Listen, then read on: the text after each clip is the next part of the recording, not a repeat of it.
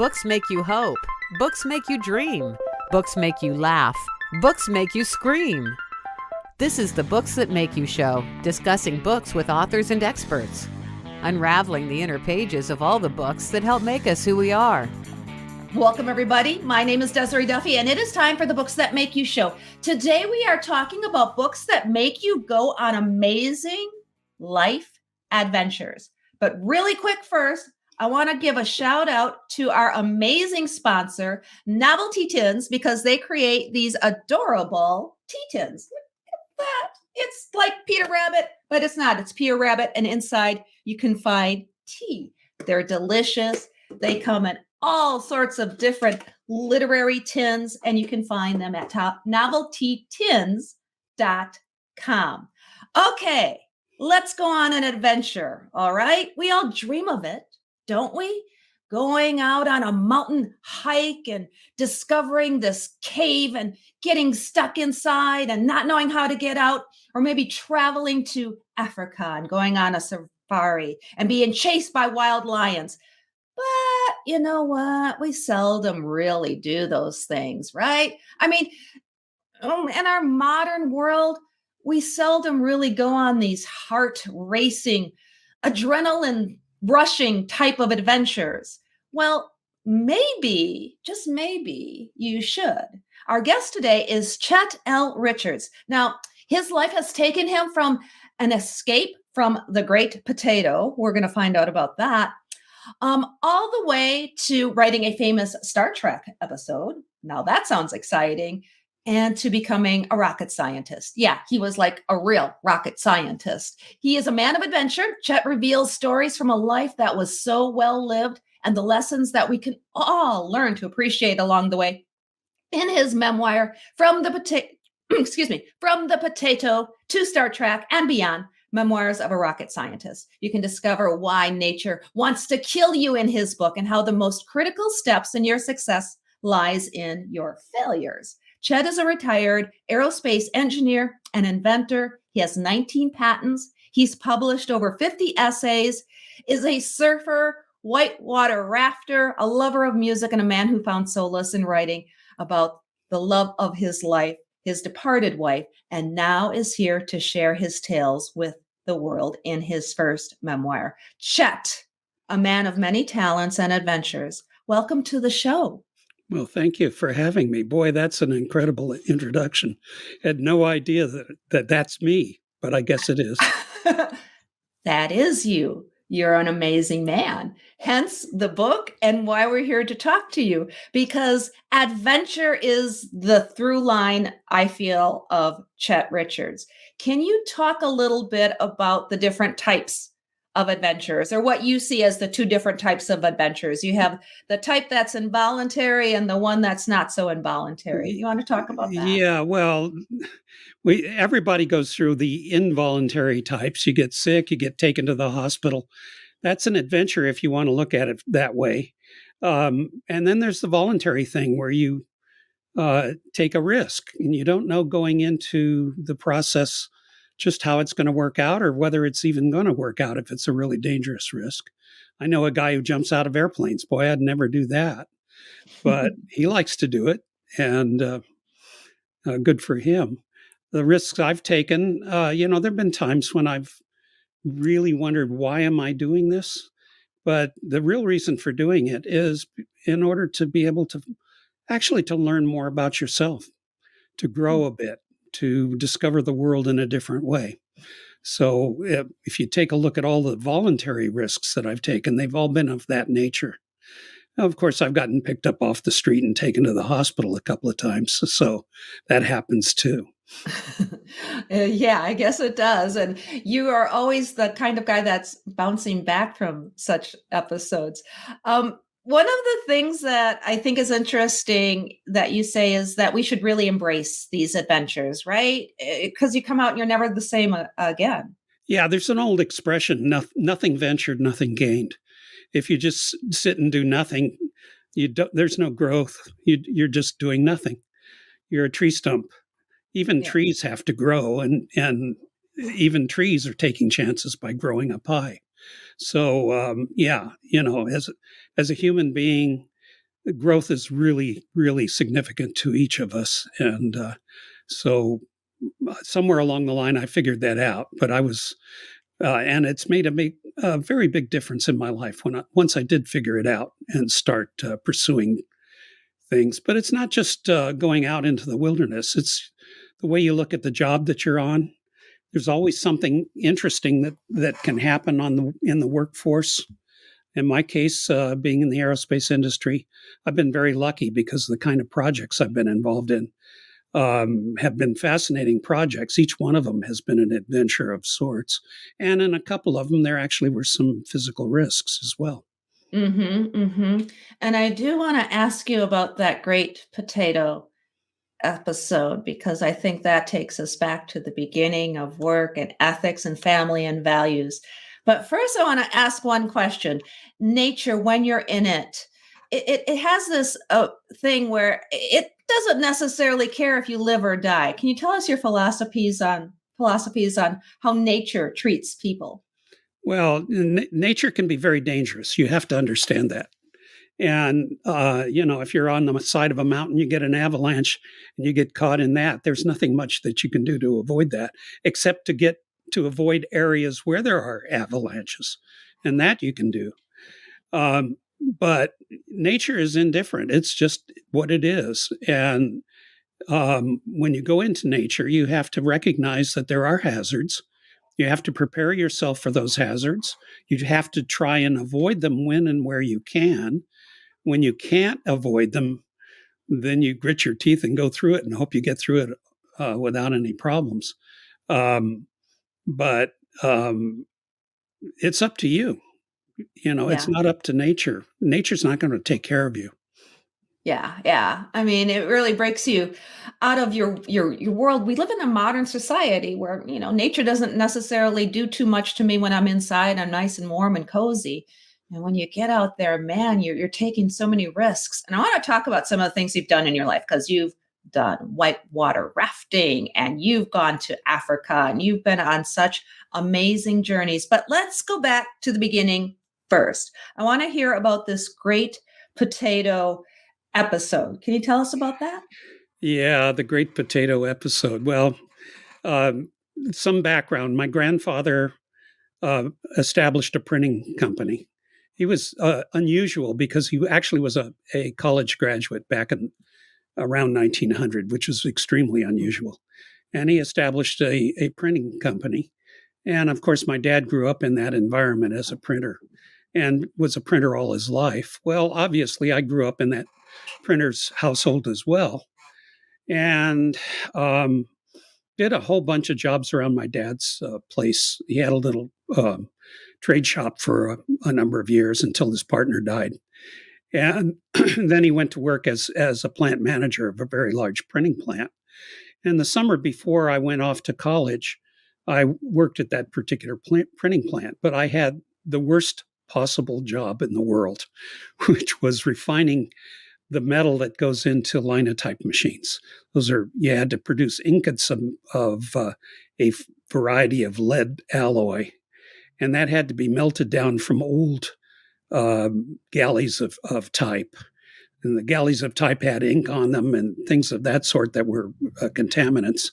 And so the problem was, how do you get rid of the contaminants? And what you do is you take those old galleys and you break them up and you put them in a big pot, which was basically, if you think of the witch's cauldron from Macbeth, that's probably the closest analogy because it was very much every bit the danger that you find in Macbeth.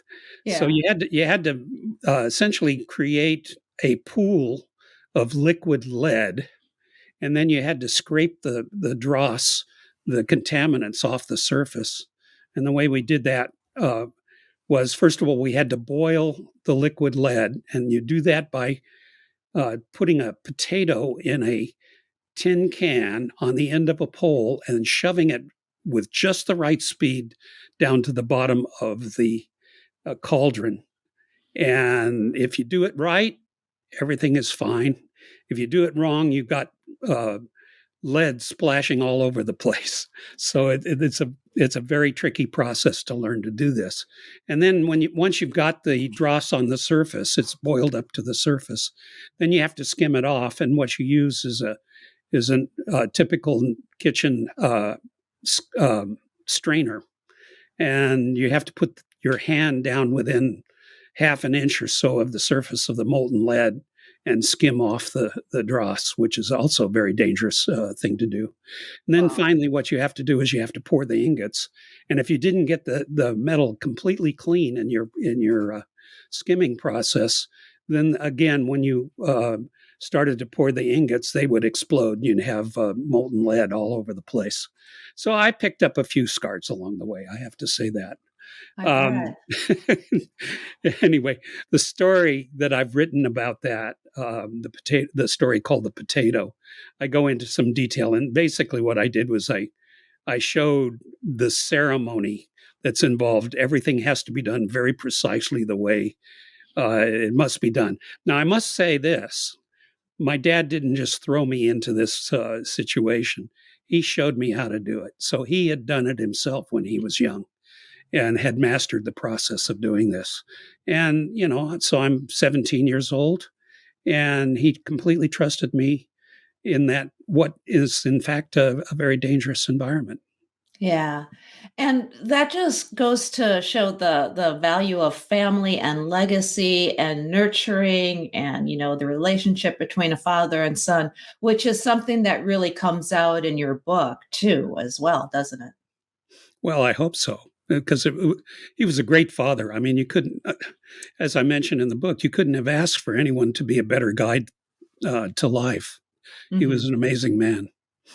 So you went from this great potato, which I just love. That's adorable.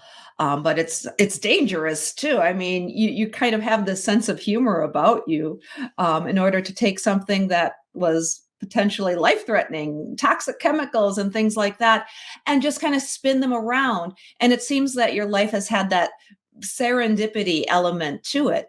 And that is kind of what happened with this Star Trek episode. Can you talk about that?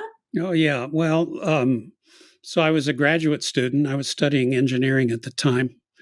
And I had a friend that I'd gotten acquainted with because we were both involved in student politics for a while. And my friend was Judy Burns. And she had written with her roommate, she had collaborated to write a script for Star Trek and had submitted it to them. But of course, it got lost when Star Trek went off the air at the end of the second year. So she got together with a whole bunch of other people, and they did a lobby. And for the first time in and I think maybe the only time in television history, they actually were able to get a canceled show put back on the air for one more season. That was the third season. So she had introduced me to Star Trek. I hadn't been familiar with the show. And so I watched a couple of episodes with her and got familiar with the situation and the actors and cast and so on.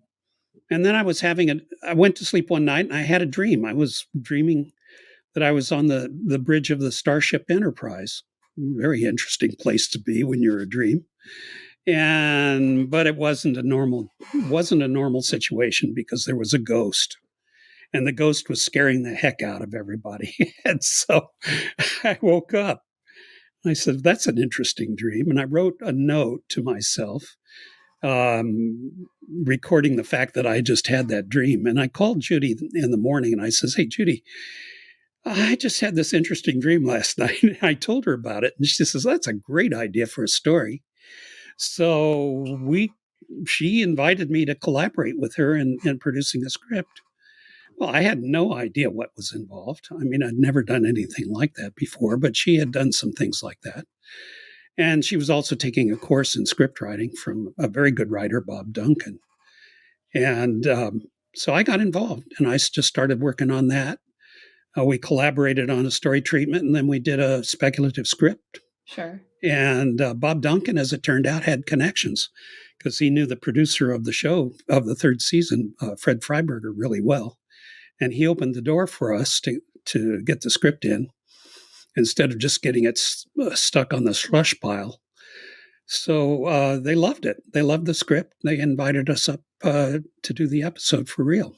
That's amazing. And it's one of the most iconic, memorable episodes of Star Trek, from the original series, going way, way back then, from the third season. And you saw it as well one time when you were inside the Smithsonian Museum. Is that right? Oh yeah. Well, and as you will read when you get to the book, what I've basically done in the story of the Star Trek episode was I showed how the entire story evolved from our original idea and how it got changed along the way into something quite different. There were still some elements of the original idea of a ghost story, but it was basically a fundamentally different story by the time we got through with all the changes. Yeah. So, you go through the process, you get what's called a rainbow script, because every major change that they do to the script, they type it out on a different color paper. And so by the time you get through with all the changes and everything, the script looks like a rainbow. So one day I was wandering down the halls of the American History Museum in the Smithsonian, and they had an exhibit of Star Trek. So obviously I've got to go over and see that. So I went over and took a look. And there was the script that Judy and I had done. It was on prominent display in the Smithsonian. That's so cool. We were like, wow, wait, I did that. It's on display in the museum. So I'm in the Smithsonian. Big deal, I love it. And that was the title of the episode was the Tholian Web. Tholian Web. Yeah, it's third season. I remember that because the Starship Enterprise was totally surrounded by this woven web that these spaceships were created. It was trying to trap them. It's an iconic episode. That's amazing. And I want to segue over really quick to Stargate, because when we talk about failure and success and, going off on those adventures, there's this point of no return. And you like to refer to that as something like you see from the movie Stargate. You want to talk about that? Yeah, I do. And I think it's a really important thing, because every adventure, every voluntary adventure, you have to decide to go through a stargate or the natural equivalent of a stardate. It can just be an ordinary door frame, as I will point out in a second here.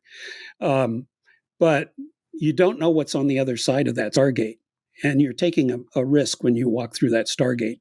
All you see is a blank future. You just don't know what's going to happen. So let me give you a practical example. So when I went to Africa, I had to get on an airplane. Okay. Mm-hmm. So there's a gate to the boarding ramp to the airplane. As long as I was on this side of that gate to the boarding ramp, I could turn back. As soon as I walked through that gate to the boarding ramp, then I was committed and I couldn't turn back. So that's a stargate.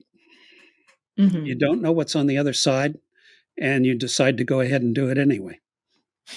I love that analogy. That is perfect. Absolutely perfect. So, African adventures. You've experienced animals, civil war, diseases. Talk a little bit about some of your adventures in Africa, if you could.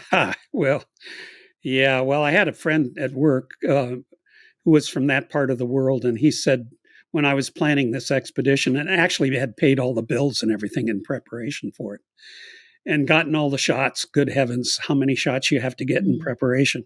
I was sick as a dog. So having gone through that, I was determined to go. And he says, don't do it. He says, this is a damn foolish thing to do. And I did it anyway. So I knew going in that this was a hazardous environment. What I didn't know, I knew there were some troubles. I went to, basically where I went was Ethiopia, which is on the northeastern side of the continent. And there had been some rumors of troubles. That had been a overturn in the government. There had been a coup d'etat and so on. But so I had some warning that there was some hazard in that respect, but it didn't seem like it was going to be too much of a problem. But when I got there, I found out I actually was right at the beginning of a civil war. And so I watched the initial process of a civil war developing while I was actually there. And that did involve some bloodshed, by the way. It wasn't just a matter of people waving signs. So, went into that environment. I had a lot of interesting experiences. The main reason for going was an expedition down what's called the Omo River, which in those days was a completely wild river. The river is about the size of the Colorado River in the United States, and it has a very similar flow with big rapids and all the rest of that stuff. The difference is that there had only been one expedition down the river prior to the one we were on. And so the area was pretty much unmapped. We knew some things going on. We did have a scroll map of the place, but from the previous expedition, but there was a lot of unknown. And so we were doing a lot of exploration along the way. And of course, it's a wild river, and wild rivers never behave themselves the same way twice. As it turned out, there had been a lot more rain when we were there. And so the river had a completely different personality than it had had on the previous expedition. And that led to a lot of problems with certain rapids along the way. And of course, it had a problem. It's called the tsetse fly. And in this particular part of the world, the tsetse fly killed cattle. So there were no natives in that area. There were no local people in that area because the local people tended to run cattle. And so it was completely wild. It was nothing but wild animals in that part of the world. So we had to deal with wild animals. What kind of things? Crocodiles, of course, and hippos, and of course bugs of various kinds, and that dread tsetse fly. And then after about 3 weeks in the canyon, and the canyon, by the way, of the Omo River is like the Grand Canyon, but it's been more eroded away than the Grand Canyon has been, but it's actually deeper than the Grand Canyon. And we eventually got out of that, and we got into the flatlands in the south of the country. And then we had to deal with the tribesmen down in that part of the world, the Bodhi tribe, the Bacha tribe, and the Mersey tribes. And that was a very interesting experience because these people are very early Neolithic. So their culture was basically like the world culture maybe 10,000 years ago. Yeah. And the amazing thing was, I'd had obvious concerns going down there. How would we interact? What would it be like to interact with people that were in that kind of a culture? And it turned out just great. I mean, what I found was body language is the same, laughter is the same, smiles are the same, and you get along with a lot of hand waving as well. But we got along just great. Isn't it amazing? I mean, at the core, we're all just people. You have a great theme running through your book too, basically talking about it. It doesn't matter where, when, or what time, or, the culture you're in. At the core, we're all the same, aren't we? Well, that certainly showed in that experience. I mean, I was amazed at how easy it was to get along with the people there. There was one tribe, the Bacha tribe, that had been isolated so much that the outside world didn't even know it existed. Oh, wow. Wow. The Japanese put a team of anthropologists in there about 10 years after we were there and started doing surveys. I don't agree entirely with what the Japanese said that they found. My observations were a little different, but nevertheless, that's how wild a place it really was. If you have people there that nobody knows about. Yeah, yeah. Now, you say that, when you go on these adventures, it changes you. How do you feel that adventure changed you? How did you come back different? I was glad to be alive. Right. Makes you appreciate just being here, right? No, as I said, there was bloodshed along the way, and some people we were in. First of all, I saw a murder close up during the process, and secondly, one of the people that was acting as logistics for the expedition was a college professor at there, and he lost his students to the revolutionaries. Oh my. While we were on the river, they were shot. And Oh. so we found out about that when we got back. So, and then of course, getting out of the country, it was really quite an experience, watching what was going on as we were leaving the country. And again, there is a story in the book which explains what was going on. I kept a journal, a daily journal, while I was there, and so a lot of I have a lot to draw from in terms of the journal, and part of that has been extracted and put into this book. Yeah, yeah. And that's the great thing about this book. It is an adventure, and it takes you from so many experiences and parts of your life where you've learned lessons, from the potato to Star Trek. An amazing memoir. Now that it's written, now that you're sitting back and you're like, wow, I wrote this book. What does that feel like as a writer? Oh, goodness.